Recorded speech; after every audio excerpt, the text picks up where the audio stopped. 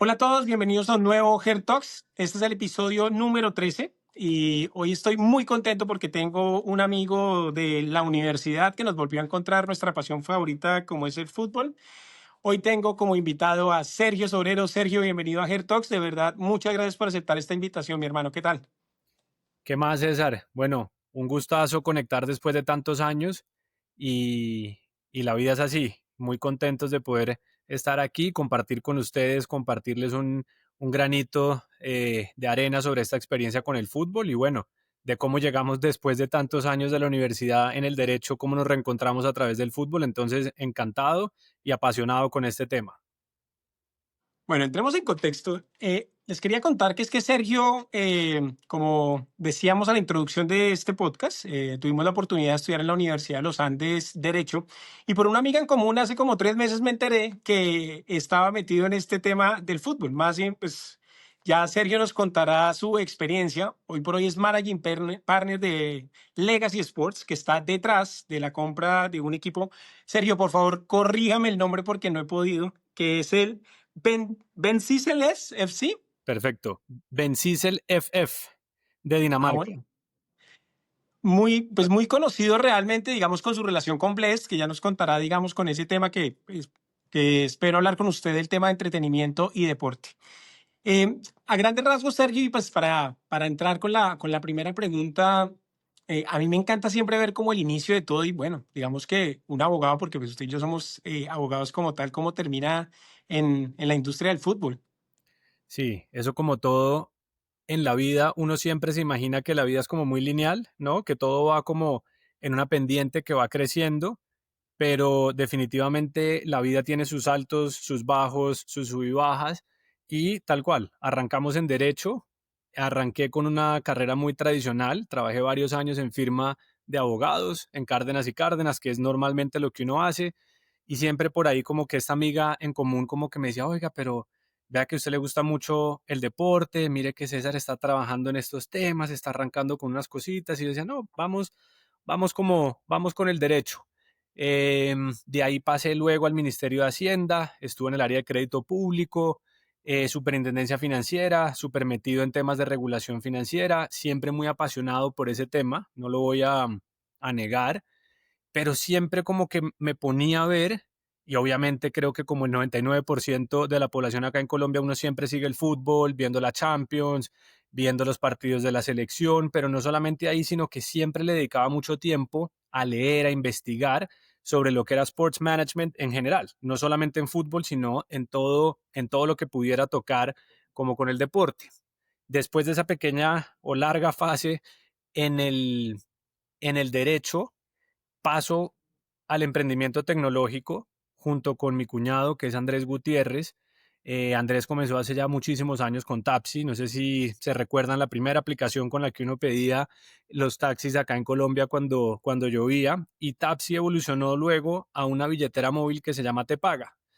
Justo en ese momento yo estaba como ya con ganas de salir de la superintendencia financiera y Andrés me invita y me dice, venga, ¿por qué no me ayuda a montar todo el tema regulatorio? Porque esto ya es lo que hoy en día se conoce como una fintech, ¿por qué no nos metemos los dos juntos en esto? Y bueno, le empezamos a cacharrear a los temas de tecnología que hoy ya se conocen como startups. También estuve un rato vinculado con Mensajeros Urbanos, perdón, que es una empresa de última milla como miembro de junta directiva, como uno de los socios, pero siempre seguía dándome cuenta que mi película favorita desde joven era Jerry Maguire, el agente de deportes. Luego cuando salió Moneyball creo que me la pude ver más de 100 veces.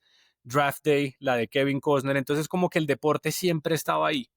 Y casualmente, para resumir un poco todo este cuento, a principios del año pasado estaba asesorando, dándole una ayuda a un amigo que es el esposo de una prima. Ellos estaban abriendo unos campos de petróleo en Ecuador y le eché como una mano. Y al final de esa llamada llegué y me dice, venga Sergio, ¿y usted y Andrés cómo van? ¿Cómo van con Tech y con Te Paga, con todo esto? Y le dije, no, bien, todo va muy bien, pero siempre hemos soñado con comprar un equipo de fútbol. Hace 2 años estuvimos averiguando, el Atlético Huila en ese momento estaba en venta, era una cifra, digamos, razonable para lo que es hoy en el fútbol. Se lo comenté a Andrés, Andrés nunca dice que no a nada, hablamos con algunos potenciales inversionistas y nos dijimos, vengan, o sea, ustedes van a pasar de emprendimiento tecnológico a comprar un equipo en Neiva, eso como que no me suena mucho. Hoy en día nos arrepentimos de no haber logrado conseguir los recursos para haber comprado el equipo, ya sabemos dónde terminó, afortunadamente en muy buenas manos. Y le dije, hombre, pero no, ahí seguimos con el bichito como el fútbol acá. Y me dijo, usted no me va a creer, pero mi mejor amigo está ahorita mirando un equipo en Dinamarca. Tal vez eso puede que no les llegue a sonar, pero pues si quiere yo los puedo conectar. Y nunca pensé, realmente uno siempre le dice, venga, le voy a presentar a alguien que se está metiendo en fútbol, suele quedar en conversaciones anecdóticas, muy bacano, una cerveza, un café, una reunión virtual o lo que sea, pero pues ese fue el comienzo de lo que terminó siendo la compra de este grupo de inversionistas, más que todo colombianos, de el Ben Cecil en el norte de Dinamarca. Entonces, por eso digo, la vida da muchas vueltas, pero siempre había estado como el tema del fútbol y del deporte muy, pero muy presente. Y hay veces que las personas encuentran su vocación a los 20 años, a veces a los 30, a los 40, a los 50. Creo que para eso no hay edad. Una pregunta que me llama la atención, digamos, bueno, su formación como abogado como tal, pero siempre en el mundo financiero. Es lo primero como que siempre pues con lo de la carrera y demás. ¿Cuándo fue ese momento cumbre que dijeron que usted dice, bueno, yo vengo del mundo tecnológico, pero que ve como el deporte como una opción? Ojo, desde la visión financiera y no desde la pasión que podemos manejar, que diga, oiga, esta industria está creciendo. ¿Qué factores tuvo usted en cuenta personal como para decir, oiga, esto más que el sueño que tenemos con Andrés puede ser una excelente oportunidad de negocios? Pues lo primero fue como tener en cuenta que cuando uno trabaja en algo que le apasiona, siempre he creído que hay mayores probabilidades de éxito que cuando uno está haciendo algo simplemente por un retorno o como por un cumplimiento. Entonces como que ya veíamos que el tema de la pasión, la dedicación de horas que le metíamos por hobby ya era muy grande. Pero claramente también esto tiene un ángulo financiero y un ángulo de perspectiva de negocio. Y lo que comenzamos a ver cuando miramos un poco lo del Atlético Huila, que fue como la primera vez que nos sentamos a mirar muy bien temas ya como muy aterrizados, es que en la industria del fútbol es una industria que le falta profesionalización, le falta modernización y que sin duda alguna se puede apalancar mucho de aplicar herramientas de tecnología o hasta a veces lo que uno llama como ese mindset de tecnología es muy poco utilizado. Entonces uno ve que empezamos a ver que los equipos estaban subutilizados realmente, sobre todo desde el área comercial, y se manejaban mucho como un dueño tradicional que tenía su club, lo quería, lo amaba, lo apoyaba, pero siempre está el dueño al final del año teniendo que meterse la mano en el bolsillo.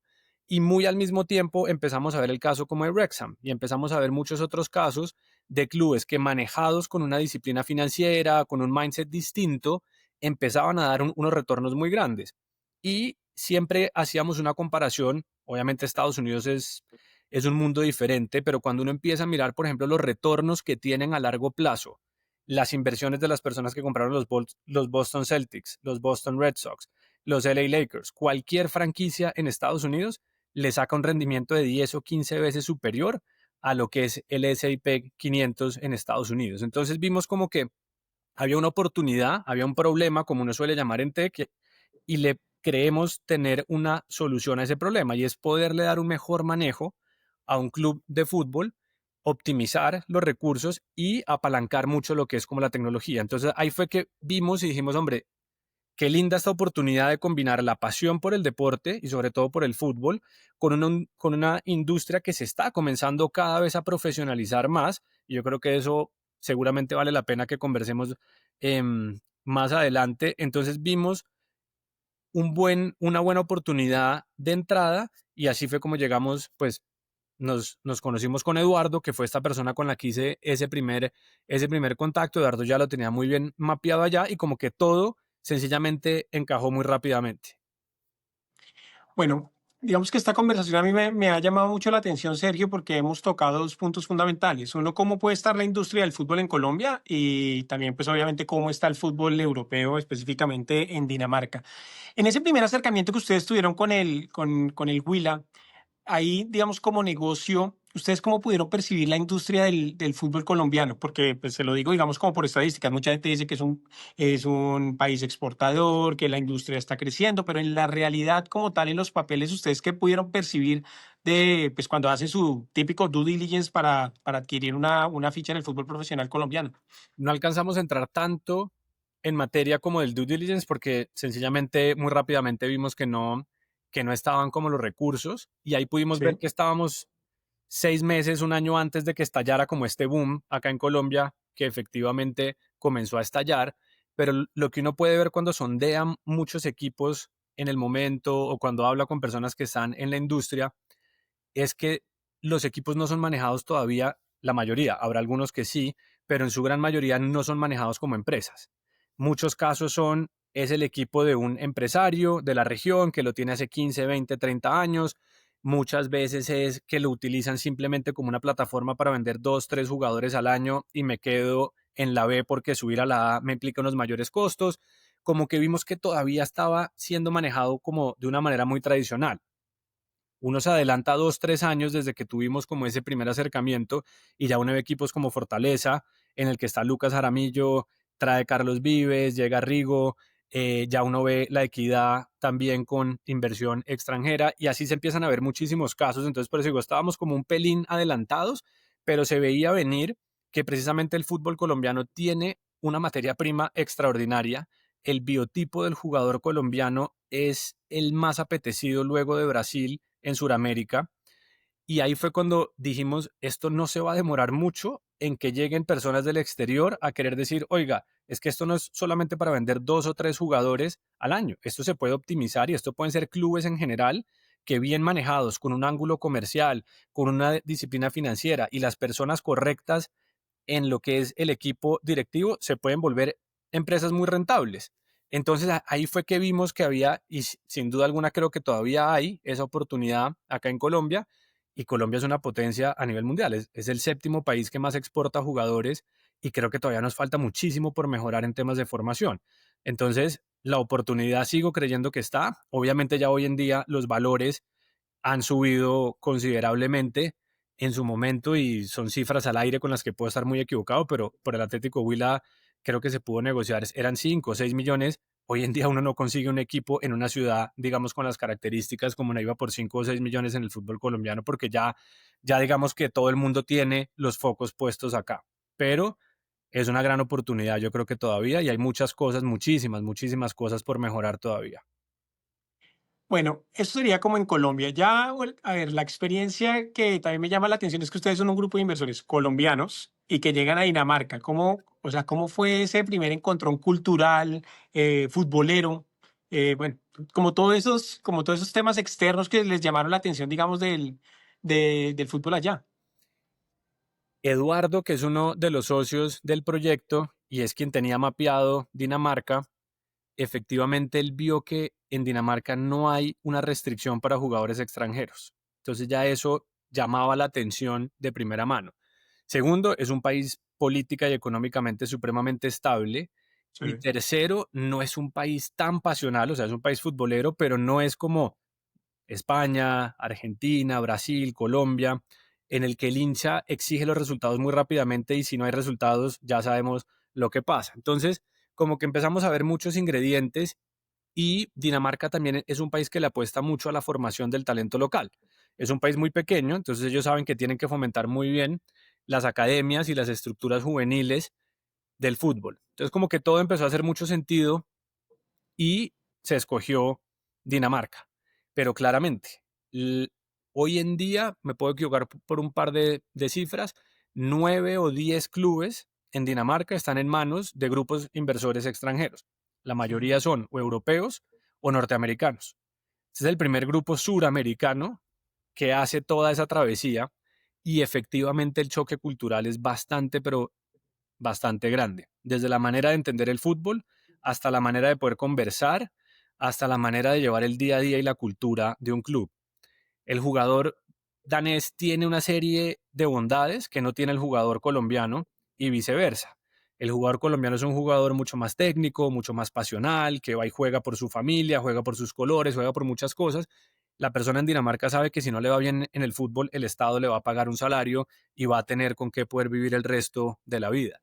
Los jugadores a veces perdían partidos y sonrientes como si no hubiera pasado nada. El jugador colombiano pierde un partido y ya sabemos lo que pasa en el vestuario. Entonces, Lo primero fue, encontramos como un rompecabezas que hacía sentido desde lo racional, pero ya luego hay cosas que uno solamente las descubre cuando ya entra uno a poder manejar el club y era primero como, y estos colombianos vienen a comprar un equipo acá y acá qué es lo que va a pasar. O sea, era una incertidumbre absoluta y total porque en Dinamarca no han tenido además una historia exitosa de compras de grupos extranjeros. Los grupos extranjeros, muchos llegan, compran, están un año, 2 años, y al primer encontronazo cogen y se van. Como que no han tenido esa facilidad de poderse asentar durante mucho tiempo. Entonces, primero, creo que les generó mucho escepticismo, como decir, bueno, y ahora van a llegar unos colombianos y aquí, ¿qué es lo que va a pasar?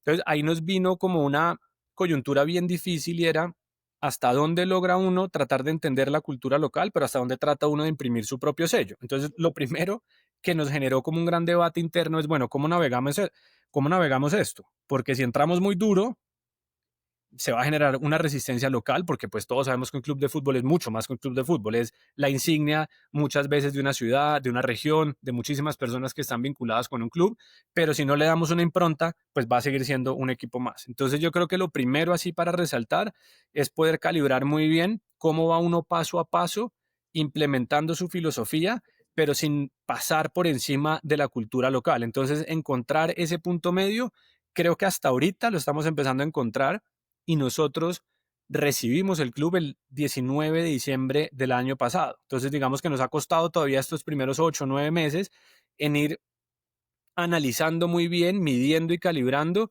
cómo, cómo hacemos esa mezcla, cómo fusionamos dos culturas como la latinoamericana y la escandinava, que son dos culturas totalmente diferentes, pero yo siempre digo, cuando el balón rueda, el balón no miente y son 11 contra 11.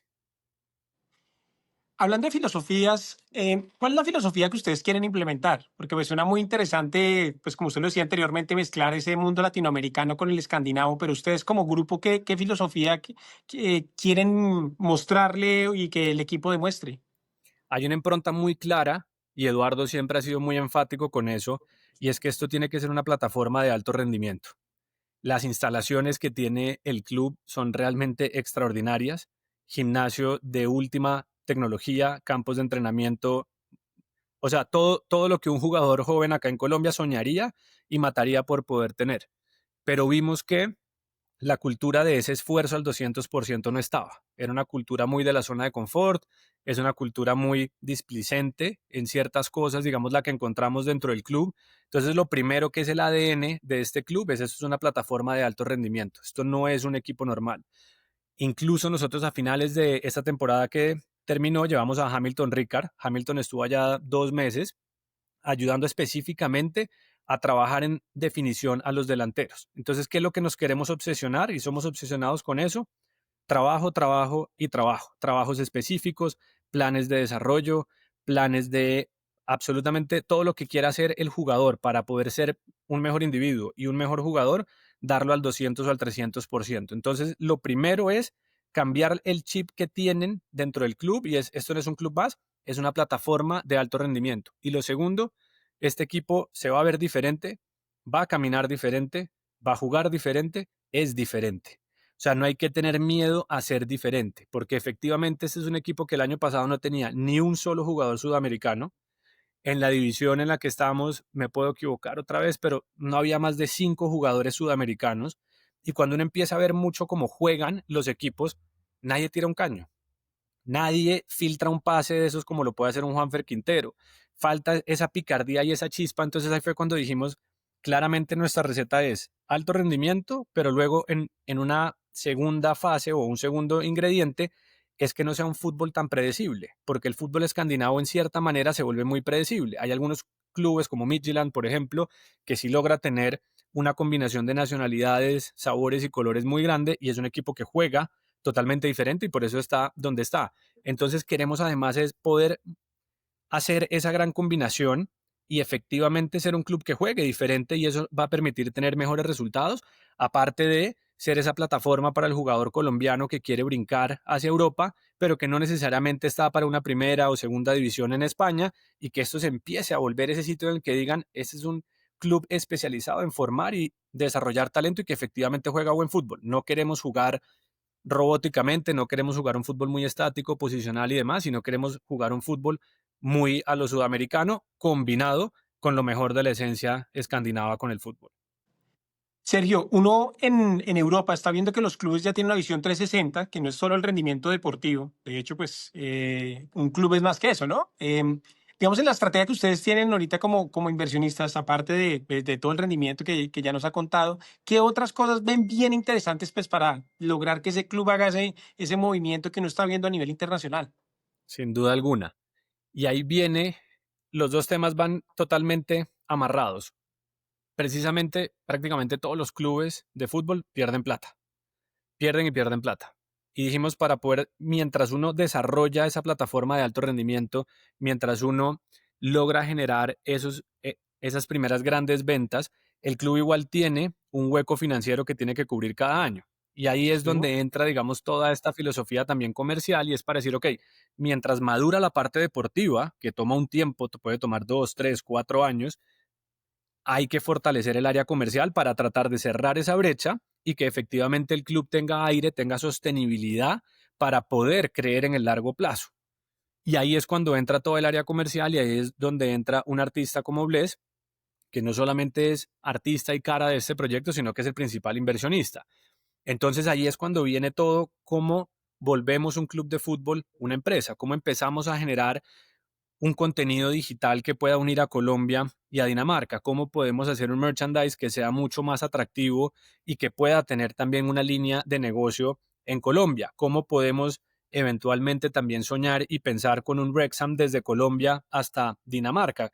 Entonces son muchísimas las iniciativas que estamos empezando como a ir incubando, porque efectivamente en esa combinación de un aumento de los ingresos comerciales y un tiempo para madurar la parte deportiva, es donde creemos que está la fórmula para poder tener un proyecto exitoso a largo plazo, porque muchas veces la gente ve el fútbol y dice, pucha, primera temporada no me fue mal ya, esto no es, o no, es que ya tengo que vender media plantilla este año y sabemos que eso no es así. Si uno está haciendo apuestas cada año, se vuelve muy riesgoso, mientras que aquí queremos tener una estrategia a largo plazo y efectivamente que combine lo deportivo con lo comercial.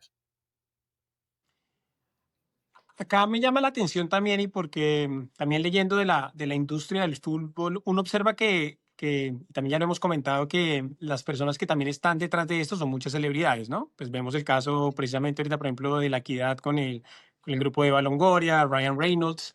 En el caso de ustedes con Blessed, ¿qué tan importante es que una celebridad esté como cara, como marca frente a un club de fútbol? Y esto relacionándolo con esa figura de sportainment que cada vez como que se ve que es mucho más fuerte en el deporte internacional. Total. Es en, creo que cada caso tiene sus particularidades.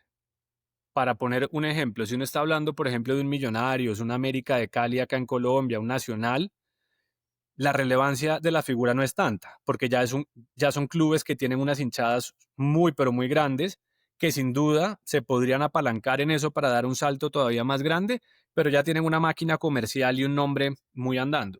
Pero cuando uno es un grupo de inversionistas colombianos comprando un club en Dinamarca, en una ciudad como Göring, que es donde está basado el equipo que tiene 30.000 habitantes, y está tratando de conectar a Dinamarca con Colombia, que está a más de 10.000 kilómetros, sin duda alguna que esa presencia de una figura tan relevante como Bless es necesaria para que el proyecto tenga unas mejores probabilidades de éxito, porque lo primero que hay que hacer es generar como esa presencia de marca, ese top of mind, que la gente comience a relacionarlo. Y fíjate que todo el mundo siempre arranca es el equipo de Bless, el equipo de Bless. Entonces ya se vuelve como mucho más fácil hasta de no tener que pronunciar Ben Sissel, sino de decir el equipo de Bless. Entonces, sí hemos visto que el artista cambia todo y hace poquito estábamos haciendo un benchmark con Portugal y encontramos que en la primera división en Portugal, de la mitad de la tabla para abajo, el promedio de lo que cuesta el patrocinio principal del pecho de la camiseta está entre 100 y 150.000 euros. Eso es una cifra que es muy baja para primera división Portugal con los costos que tiene un equipo. Cuando ya tú te sientas a hablar y puedes tener un artista del calibre de Bless para tú realizar unas campañas, estrategias multiplataforma y demás, ya de ahí para arriba es que tú comienzas a hablar de cuánto vale el pecho de tu camiseta. Entonces, para responderlo muy, muy honestamente, Bless es un emblema y es uno de los ingredientes para el futuro éxito de este proyecto, porque si no, dime tú realmente una empresa en Colombia va a decir, ok, estos locos están allá en Dinamarca, ¿qué me pueden ofrecer? O sea, ¿cuál es como la vitrina que me dan ellos cuando están en una población pequeña y cuando vienen acá a hacer la pretemporada, pues es algo que dura 15 o 20 días nomás? Entonces, esa presencia de ese ancla, por eso digo, cada club es distinto, cada contexto es muy distinto, pero nosotros no somos el club más grande de Dinamarca, ni nada por el estilo. Entonces, sin duda alguna que es un empujón muy necesario contar con una figura y que aparte no es solamente el emblema, sino que es el principal inversionista del club, entonces es algo que le duele, es algo que lo siente propio, y ahí es cuando yo creo que las cosas pueden suceder con más naturalidad. Bueno, ya también nos dijo que usted recibió en el equipo en diciembre, ¿no? Hablando ya de conexiones de marca, ¿cómo les fue en esa pretemporada en Medellín? Pues que vi en noticias que fue espectacular, pero realmente ¿cómo vieron ese primer momento ya de conexión entre Colombia y el equipo? No, fue espectacular, la verdad que fue espectacular. Logramos reunir además muchas marcas alrededor de todo lo que fue esa pretemporada. La armamos muy rápidamente porque pues del 19 de diciembre a finales de enero que llegó el club es un tiempo muy corto. Dijimos, bueno, hagámoslo como un piloto, pero fue algo sensacional. Primero, muchísimos daneses no conocían absolutamente nada de Colombia y esto fue una manera también de construir marca país, de poderle mostrar a los daneses que en Colombia hay muchísimas cosas buenas, que son más las cosas buenas que las cosas malas. Ninguno de ellos había venido antes a Colombia, estuvieron solamente en Medellín, no les pudimos llevar a otras ciudades, pero la mayoría se querían quedar. Jugaron de una manera, nunca los vi jugar de vuelta en Dinamarca como jugaron acá. Incluso cuando llegaron hubo como un efecto rebote muy grande porque Dinamarca está en pleno invierno en ese momento y venían de 15 días en Medellín y volver a -10 grados, 4 de la tarde ya no hay sol, nieve, no hay gente en la calle absolutamente después de las 5 o 6 de la tarde, les dio absolutamente duro, pero fue una muy linda experiencia para ellos y también para demostrar que si uno genera contenido y si uno genera experiencias para las marcas acá en Colombia, atado a ese icono como lo es Bless, hay muchísimas posibilidades de seguir realizando cosas. Entonces, fue un muy buen piloto, fue una grandísima experiencia, los partidos salieron excepcionales, los jugadores quedaron muy contentos y aparte en Dinamarca salieron muchísimas notas de prensa de este equipo, porque todos los equipos escandinavos normalmente van a España, a Malta, a Chipre, hacen como todo lo mismo. Este es el primer equipo de Dinamarca que venía a Colombia. Entonces, como marca país, también fue algo muy lindo de poder ver cómo a través del fútbol uno puede ir cambiando la percepción que se tiene del país y de las personas. Entonces, esto ha sido muy grato y hace poco estuvimos reunidos con la embajadora de Colombia en Dinamarca y va a ir a finales de este mes a un partido y precisamente lo que quiere es que creemos unos stands también para algunas empresas colombianas que puedan mostrar productos, que se pueda mostrar Colombia como un destino turístico, como un destino de inversión. Entonces eso también nos llena de muchísimo orgullo ver cómo a través de este proyecto podemos ir uniendo dos países y cómo podemos construir una mejor marca país. Ya en el tema deportivo y también siguiendo con el tema de las conexiones, ¿qué estrategia tienen ustedes pues para captar ese talento colombiano tan apetecido en el fútbol europeo? ¿Cómo lo están trabajando desde Colombia pues para que las personas que ustedes descubran el talento puedan ir al club de ustedes? Sí, ahí precisamente Eduardo trabajó más de 20 años acá en Colombia, con equipos como Atlético Nacional, como América de Cali, y es como la persona que tiene todos esos contactos con las academias y demás puntos importantes de conexión. Entonces él tiene una red de personas con las que él trabaja para poder efectivamente ir identificando ese talento que no necesariamente es el talento que más brilla, porque ya sabemos hoy en día que apenas un talento colombiano sub-20 brilla, ya vale 2 3 4 millones de euros y se vuelve imposible. Entonces nosotros tenemos que ser muy estratégicos en encontrar esos jugadores jóvenes, que es el cuarto, quinto, sexto delantero en la sub-20 de algún equipo acá en Colombia, pero que se le vea que tiene ese talento, que tiene sobre todo la mentalidad para poderse adaptar al fútbol europeo y comenzar a buscar esos talentos. No solamente nos estamos cerrando a Colombia, ya llevamos un jugador, por ejemplo, Luis Javier Navea, que es formado en Alianza Lima, en Perú, porque tenemos dos socios inversionistas que vienen de Perú y casualmente en Dinamarca se hizo hace poco en el norte, se hace un torneo muy famoso sub-20 que se llama la Dana Cup. La Dana Cup fue arrasada por un equipo de Nigeria y hubo dos jugadores que nos impresionaron, pero mejor dicho, dos fenómenos, nadie los tenía en el radar. Eduardo muy hábilmente fue, habló con el técnico, llamó a los representantes, hoy en día ya los tenemos, un mediocampista y un delantero. Entonces, esto es como tener muy abiertos los ojos, saber buscar donde las demás personas no necesariamente están buscando, porque ya sabemos que obviamente competir en esas ligas no es nuestro fuerte y no es donde queremos estar. Entonces, es apalancarnos muchos también dentro de esa red de inversionistas que ya tenemos. Y este es un tema que yo creo que es muy importante y es tradicionalmente el club o los clubes de fútbol tienen una cabeza o dos cabezas que son muy visibles. Cuando tú tienes un grupo de inversionistas, hasta Bless trae jugadores a veces. Y no solo Bless, Santiago Jaramillo, que es el socio y hermano de Bless, tiene Dímelo Jara Fútbol Club, tiene muchísimas conexiones dentro de lo que es el fútbol antioqueño y el fútbol colombiano. Jara tiene una cantidad de jugadores fascinantes también. Entonces, el efecto del artista y de su entorno no es solamente desde lo comercial, sino que mucha gente dice, hey, venga, pero es que este es el equipo de Bless, uy, no, es el equipo de Jara, yo quiero ir para allá. Y ya tenemos dos jugadores colombianos que hoy van a ser presentados ahorita en unos 20 o 30 minutos y los dos vienen de Dímelo Jara. Entonces, es un cúmulo de cosas y ahí es cuando yo le veo una gran ventaja a este esquema de propiedad en el que no es uno o dos dueños, sino que es un colectivo de 20, 30 inversionistas que cada uno tiene una serie de recursos diferentes. Entonces ahí podemos tener contactos en México, contactos en Perú, contactos en España, contactos en muchísimas partes, porque uno tiene que buscar cómo dentro de un mundo tan competido podemos tratar de conseguir talento. Otra pregunta que me llama la atención y hablando más de estos temas de inversión, también observamos que la industria del fútbol está empezando el tema multiclubes, ¿no? Que varios fondos de inversión tienen varios clubes. ¿Ustedes qué opinión les da eso? ¿Es una visión a futuro después de esta primera experiencia? Cómo lo perciben desde su lado? Pues el tema del multiclub, yo creo que para nosotros todavía estamos muy verdes, o sea, estamos apenas 8 o 9 meses, como hablábamos al principio, de tratar de entender bien cómo esa adaptación cultural, de generar ese modelo de negocio, sin duda alguna que puede tener sus ventajas. Estamos explorando ahorita como algunos temas de potenciales alianzas dentro de algunas redes de clubes, sin tener necesariamente que ser formalmente, digamos, un multiclub. Sin duda alguna que, por ejemplo, tener a Dímelo Jara acá en la Liga de Antioquia es una gran ventaja porque también es una especie como de un pequeño multiclub en el que ya tienes como una integración vertical de cierta manera.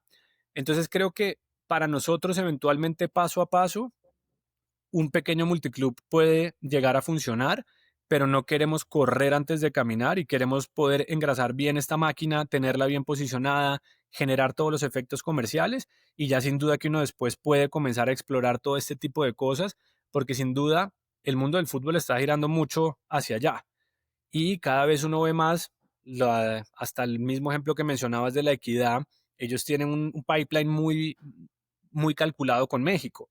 Ellos empezaron a ver el flujo de jugadores de Colombia a México es grandísimo, ellos quieren explotar muchísimo ese corredor, entonces nos toca ver muy estratégicamente dónde podemos ubicarnos, dónde estaría como nuestra propuesta de valor ahí, pero sin duda es algo que lo queremos explorar, pero tampoco queremos obsesionarnos con ello ahorita, sino obsesionarnos en crear esos valores de los que hablábamos anteriormente y posicionar este como el Club de Colombia en Dinamarca. Sergio, una pregunta porque, pues claro, estas conversaciones ya se vuelven muy técnicas y cosa que a mí por lo menos me agrada bastante porque pues llevo ya algunos años en la industria deportiva y soy un creyente que esto necesita mucha profesionalización, pero desde su experiencia en específico, porque a ver, abogado, trabajo en tecnología, logística, regulaciones, digamos que todos estos elementos que le ha dado la experiencia eh, ¿cómo ha hecho como para relacionarlos en el fútbol como tal, pues para dar esa visión tan profesional que nos está dando en esta conversación? Precisamente creo que ahí estaba cuando yo hablaba que tal vez uno puede entrar en la industria que le gusta a los 20 años o a los 40, digamos, como es mi caso. Para mí ha sido una gran ventaja no haber arrancado desde el fútbol. Y muchas veces cuando uno ve temas de innovación tecnológica, quien los hace no es una persona tradicional de la industria, sino es como lo que se conoce como un outsider. Y cuando uno piensa de temas de regulación, derecho corporativo, innovación en Bueno, tecnología, política pública, todo eso, hay algo muy común y son los procesos. Bien sea desde sacar una norma para regular el sector financiero, hacer una compra, cualquier cosa, tiene una serie como de procesos. Increíblemente la industria del fútbol no tiene procesos, no tiene esos manuales claros de decir, ok, ¿cómo es el scouting de un jugador? ¿Cuáles son los 10 elementos con los que vamos a evaluar el jugador? ¿Cuál es el paso 2, paso 3, paso 4, paso 5? O sea, poder comenzar a generar procesos. Yo hasta hace poco pregunté, dije, ¿cuál es la hoja o el formato de evaluación para los jugadores que vienen a prueba? No, no hay, nos sentamos a hablar. Entonces yo les dije, venga, usted sabe la cantidad de sesgos cognitivos que uno puede tener al momento de ver un jugador, y muchos jugadores colombianos nos los estaban evaluando de una manera incorrecta, porque hay un sesgo cognitivo de, es que viene de Colombia, este jugador no va a correr lo suficiente, no tiene la formación física, táctica específica. Entonces comencé a ver que algo muy común es crear procesos. Lo segundo, experimentar. En lo que es el mundo de la tecnología, la experimentación es todos los días. Uno todos los días prueba, prueba, prueba, ensayo y error, a ver qué pasa. Acá absolutamente de 10 ideas que traíamos para el lado comercial, a 9 nos decían, no, no, no, no, eso es imposible. Dijimos, no, hagamos pequeños experimentos, comencemos a cambiar esa mentalidad. Entonces, como que cuando uno junta todo, los procesos y la estructura mental, digamos, de los procesos de regulación, la formación en derecho, que es vital para cualquier cosa, desde mirar los contratos de los jugadores, contratos de absolutamente todo lo que uno quiera dentro de un club, cómo estructurarlos de ahora en adelante para que el club esté en una mejor posición, cómo crear procesos, cómo crear una cultura de innovación y de experimentación. Cuando uno como que suma todo eso dentro de esa olla, pues creo que terminan saliendo cosas muy buenas, porque las personas que han estado 20 o 30 años tienen una sola manera de concebir el mundo y de entender, no, es que el fútbol es así y así se tiene que quedar. Y prácticamente que no es así. Cuando vi muy gratamente la noticia en Forbes hace poquito de las personas que van a estar a cargo de la equidad, hay dos o tres personas, una viene de Rappi, otra viene de McKinsey, no son personas tradicionalmente del fútbol, precisamente porque hay que generar un poco como ese cambio, traer mejores prácticas. El gobierno corporativo muchas veces no existe. Es levantar el teléfono, llamar al dueño del club y decirle, hermano, el hueco este año son 500.000 euros, necesito que me lo gire. Ah, bueno, listo, yo pasado mañana cojo y le giro, o no tengo cómo girarlo y el club entra en bancarrota. Entonces, vemos muchas cosas que de distintas industrias son vitales para el fútbol como para cualquier empresa. Y esa diversidad de conocimientos es lo que yo creo que le puede dar un sabor diferente a un club como este y tener perspectivas. Uno de los socios trabaja con Farfán en Enfocados en Perú. Entonces, es una persona que tiene una visión completamente diferente de cómo manejar un podcast, cómo sacar una serie de cosas, pero ahí es donde está como esa riqueza que yo creo que es lo que nos hace muy únicos, y no solamente desde mi caso particular, sino desde muchos de los socios, es traer esos distintos ingredientes a la mesa, es lo que creo que puede hacer que un club ya funcione como una empresa y no como algo muy tradicional. ya para terminar, Sergio, y vuelvo a lo mismo y haciendo enfoque en este profesional, a nosotros en nuestra comunidad nos siguen muchos jóvenes que tal vez como usted y como yo, pues quieren trabajar en su pasión. ¿Qué consejo le podría dar a esas personas que realmente pueden ser economistas, abogados, contadores, que quieran enfocar 100% su carrera pues en su pasión? La nuestra, el fútbol, pero ¿qué Sí. consejos usted le podría dar ya desde su experiencia? Pues lo primero es que, justo con lo que hablábamos, hay que experimentar, hay que probar cosas. Hoy en día hay la cantidad de información que está disponible sobre cualquier tipo de disciplina, materia, profesión, etcétera, es abrumadora. Muchas veces incluso ya es negativo tener tanta información, pero hoy en día creo que también las herramientas tecnológicas permiten, no como antes, que si usted y yo entrábamos a una firma de abogados había que estar sentado ahí de 8 de la mañana a 7 de la noche. Hoy hay unos esquemas de trabajo mucho más híbridos, mucho más flexibles, y creo que las personas pueden probar.